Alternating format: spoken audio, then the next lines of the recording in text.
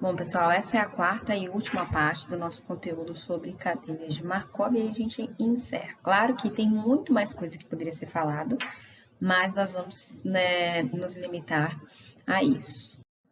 Para encerrar, então, a gente tem alguns conceitos e esses conceitos estão relacionados ao que a gente chama de tempos de primeira passagem, tá bom?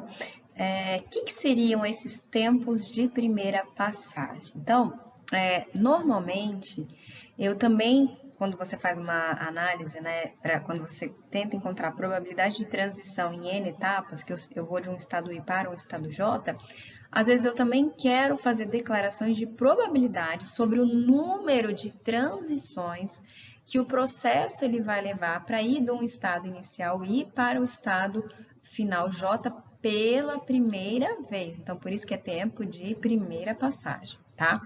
E aí, esse período, ele é denominado de tempo de primeira passagem. Para ir do estado I para o estado J. Quando o meu J ele é igual a I, esse tempo de primeira passagem, ele vai ser simplesmente o número de transições que o meu processo vai levar para retornar ao seu estado inicial I. E aí ele vai levar um outro nome, que vai ser tempo de recorrência para o estado I. Tá? Então, tempo de primeira passagem, quanto tempo que ele vai demorar para ir do estado I para o J pela primeira vez. E aí, quando o J é igual a 1, eu tenho que esse tempo vai ser chamado de tempo de recorrência, depois a gente vai ver como que calcula aí, tá? Eu posso calcular esses dois tempos. E aí, o tempo de primeira passagem, ele pode ser calculado por meio de uma fórmula, tá? Só que antes de eu falar sobre o tempo de primeira passagem, eu posso atribuir uma probabilidade a esse tempo. Okay? Então, assim, em geral, os tempos de primeira passagem, eles são variáveis aleatórios. E aí, como eles são variáveis aleatórios, eu tenho aí uma distribuição probabilística associada a elas, que vai depender da probabilidade de transição do meu processo, tá? Então, eu vou chamar de Fij elevado a N, tá? Eu vou chamar isso como probabilidade do tempo de primeira passagem. Não esquece, tá, gente? Então, o meu Fij, que tá aqui, que é essa fórmula, ele é a probabilidade, tô falando em probabilidade, não é o tempo. O tempo é outra variável que eu vou usar para ilustrar, tá? Então, isso aqui é a probabilidade de primeira passagem, tá? Então, é a probabilidade de que o tempo de primeira passagem do estado I para o estado J seja igual a N, tá? Então, é a probabilidade. Para n maior do que 1, esse tempo de primeira passagem ele é n se a primeira transição for do estado I para algum estado intermediário K, sendo que o K é diferente de J, porque J é o final, e depois o tempo de primeira passagem do estado K para o estado J vai ser n igual a 1. Tá? Então, essas probabilidades elas vão satisfazer as seguintes relações. Primeiro, a minha probabilidade desse tempo de primeira passagem do estado I para o J em uma etapa, ele vai ser igual, e isso aqui é importante, eu vou botar aqui, tá? Isso aqui é importante. Então, quando eu estiver na minha primeira etapa, essa minha probabilidade de transição, ela vai ser igual a essa probabilidade de primeira passagem,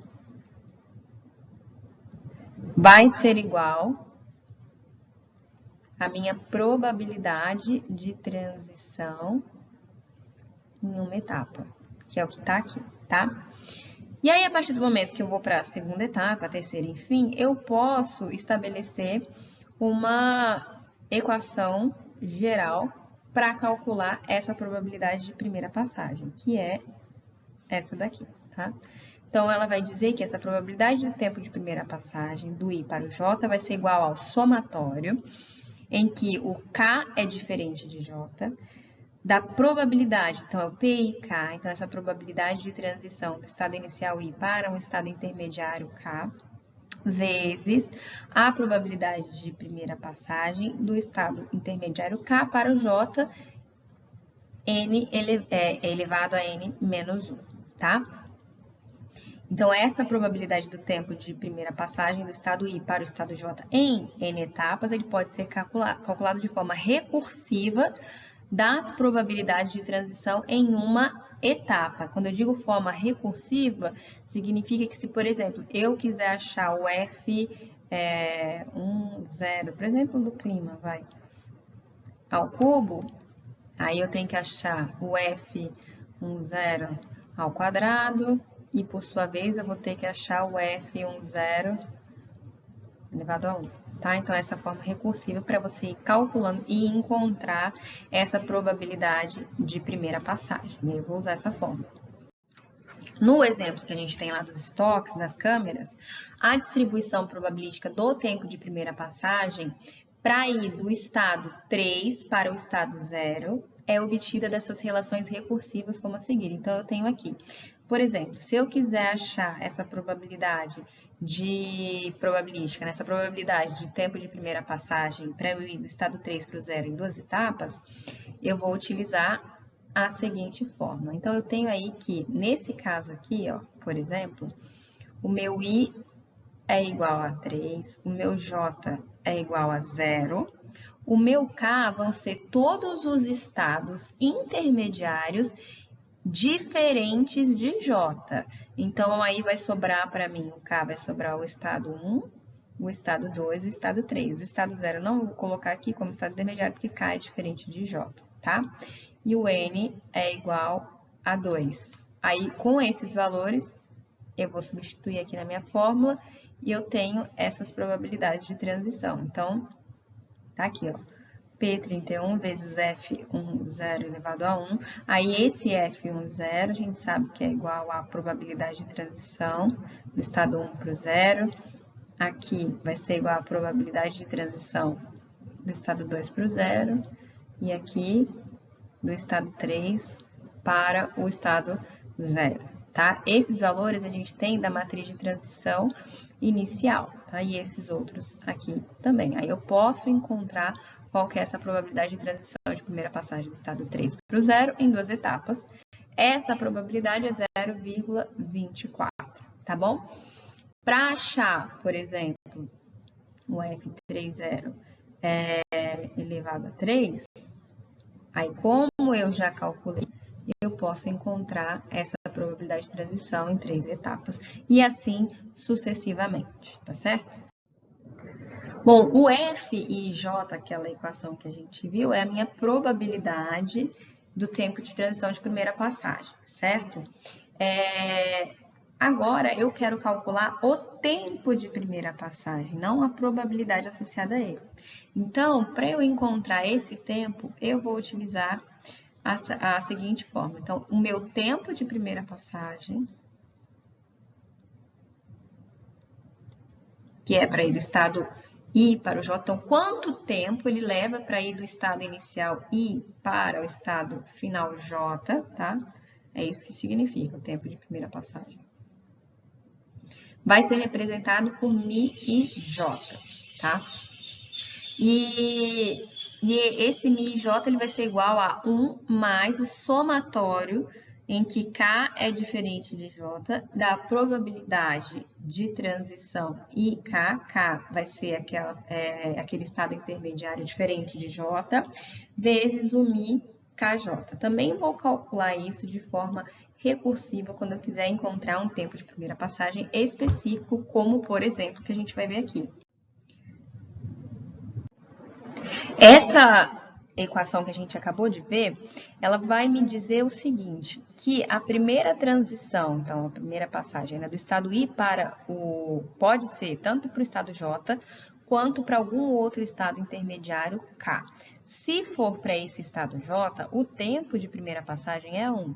Se, pelo contrário, então a primeira transição, a primeira passagem for para algum estado intermediário K, em que o K é diferente de J, que ocorre com probabilidade PIK, o tempo de primeira passagem, esperado condicional, ele vai ser, do estado I para o J, ele vai ser igual a 1 mais o Mi KJ. Então, combinando esses fatos, somando todas as possibilidades, aí a gente vai ter aquela equação que a gente acabou de ver, ok?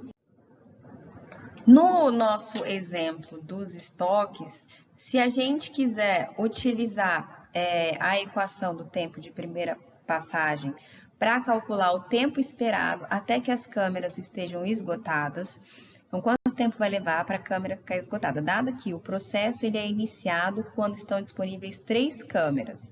Então, esse tempo esperado, ele vai ser simplesmente o tempo de primeira passagem esperado. Então, é do estado 3 para o estado 0, que é ter 0 câmeras no estoque, tá? Então, quando que isso vai acontecer? Quanto tempo isso vai demorar, tá? Já que todos os estados são recorrentes, o sistema de equações vai levar as seguintes expressões. Então, a partir dessa fórmula aqui, tá? Eu quero saber quanto tempo que vai demorar para o meu estoque de câmeras seja esgotado. Então, aqui vai ser o meu tempo de primeira passagem do estado 3 para o estado 0, ele vai ser igual. Então, aqui, ó, no caso, eu tenho que o I é igual a 3, o J vai ser igual a 0, e aí o K vão ser os estados intermediários diferentes de J. Então, aqui vai ser 1, o 2 e o 3, tá? Que tá aqui, ó, 1, o 2 e o estado intermediário 3, que foi o que eu coloquei na fórmula. Bom, para eu calcular esse tempo de primeira passagem, eu tenho que encontrar aqui quanto tempo que ele vai demorar para ter de uma câmera para ter nenhuma câmera, quanto tempo que ele vai demorar para ter de 2 até 0 câmeras, tá certo?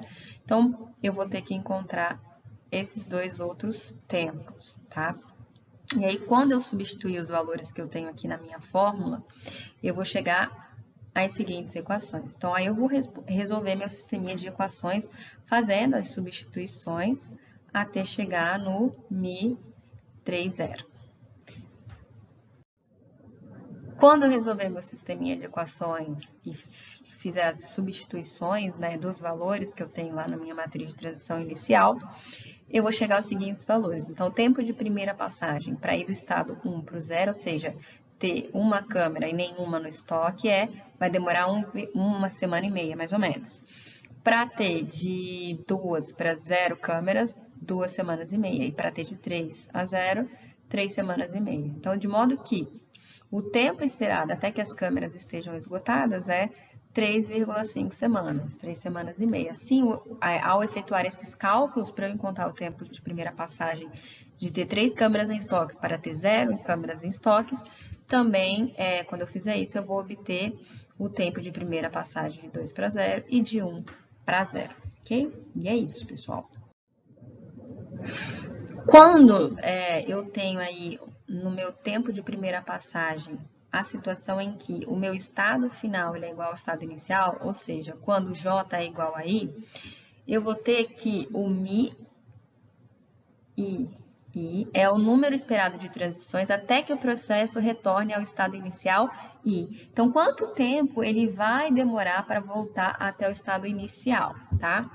E aí, esse tempo ele é chamado de tempo de recorrência esperado. Então, o meu Mi-I, ele vai ser o tempo de recorrência. Quer dizer, quanto tempo o meu processo leva para sair do seu estado inicial e voltar para o estado inicial I, tá? Então, após obter a probabilidade de estado estável, que a gente já calculado lá por π, tem a fórmula, esses tempos de recorrência esperados, eles são calculados da seguinte forma. Então, o meu tempo de recorrência, ele vai ser igual a 1 dividido pela probabilidade pela probabilidade que eu tenho, né, de estado estável do meu estado I, tá?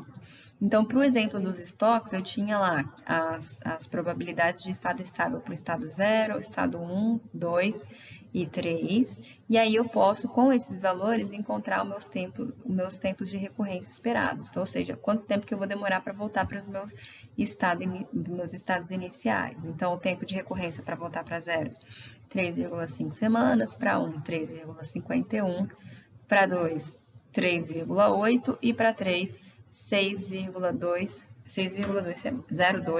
semanas, tá? Então, isso aqui é o nosso tempo de recorrência. E aí, com isso, a gente encerra essa parte de cadeia de Markov.